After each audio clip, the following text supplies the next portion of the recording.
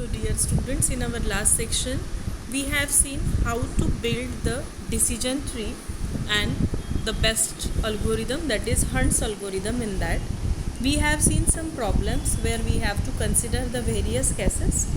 Now in this we will see the design issues of the decision tree induction. So the learning algorithm of inducing trees must address the following two issues. Means I already said that the decision tree is a very good part of representation because it is giving us choices and it is the graphical representation, so it is very easy to understand.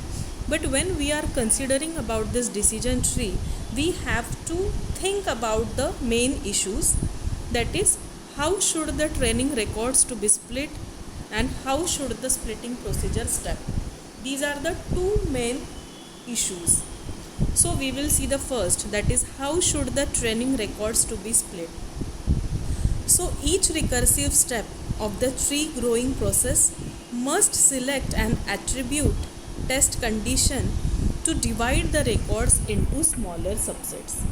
Whenever we are considering the data, we have to divide that data into the various subset according to the features. So when we are talking about inducing the tree, we have to consider in such a way that we should select the attribute test condition so that we can divide the records into smaller subsets. To implement this step, the algorithm must provide a method for specifying the test condition for different attribute types as well as an objective measure for evaluating the goodness of each test condition. Now as we are dealing with machine learning algorithm, it is known to us that the data set will be very large and it is not necessary that the attributes will be similar in the data set. So when we are implementing this step, the algorithm should be such powerful that we should specify the condition, it should specify the condition for various types of attributes as well as an objective measure for evaluating the goodness of each test condition. Means though we are having the various types of attributes, our algorithm should specify it. It should have the test condition for various types of attributes and it should have the measure that we can evaluate the goodness of each and every test condition of that each and every different attribute. That is our first design issue. The second design issue is how should the splitting procedure step. So the stopping condition is needed to terminate the node.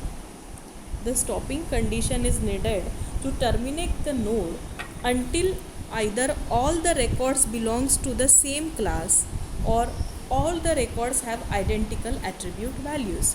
Now we are started that we are splitting the particular data, but there should be conditions where the node can be terminated in such a way that all the records can belong to the same class or at least all the records can have the identical attribute values. Now although both conditions are sufficient to stop any decision tree induction algorithm, means either Hunt's or ID3 or CART, so both the conditions are sufficient to stop, other criteria can be imposed to allow the tree growing procedure to terminate earlier. Means though we are giving these two conditions to stop, but other conditions can be also provided so that if we are using any of the algorithm, then the termination can be done in a proper way and the tree growing should be done in a very good way. Actually there are the various advantages for this termination because when we are terminating it, we are getting the proper tree and that's why the termination of node is very necessary. So this is the design issue. Second, that is how should the splitting procedure step, means where to start, where to stop, that also we should know. So these are the basic two design issues of decision tree induction which everyone should consider when we are building the decision tree, that how we can split the records though the attribute values can be different and how we can terminate it in such a way that all the records will belong to the same class, or all the records will have the identical attribute values. So this is the design issue.